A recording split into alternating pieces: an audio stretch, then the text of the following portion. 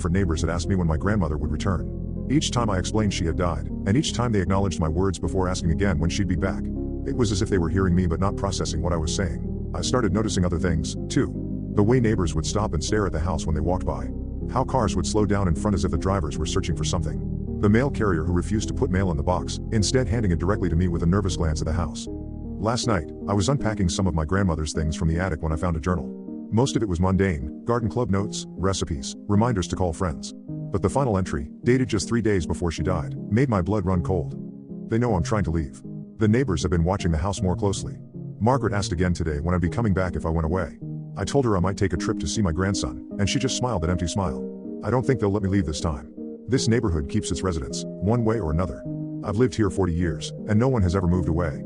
They've only stopped being seen. I closed the journal, my hands shaking. As if on cue, the doorbell rang. I went downstairs and peeked through the peephole. 6 neighbors stood on my porch, Margaret at the front. It was nearly midnight. "Hello, dear," Margaret called through the door. "We just wanted to check if you've heard from your grandmother.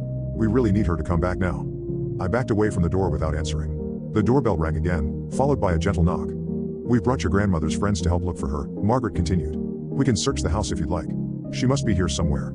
I grabbed my phone to call the police, but there was no signal. The knocking grew more insistent, and I heard the sound of a key turning in the lock. I never gave anyone a key. As I ran to the back door, I heard Margaret's voice one more time, closer now. "Don't worry, dear. You can stay too. No one ever leaves this neighborhood. Your grandmother knew that."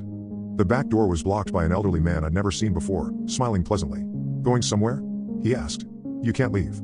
Not until she comes back. I'm writing this from the crawlspace under the stairs." They're searching the house methodically, room by room. I can hear them moving furniture, opening closets, calling my grandmother's name in sing-song voices. And the strangest thing? I've started wondering when she's coming back too.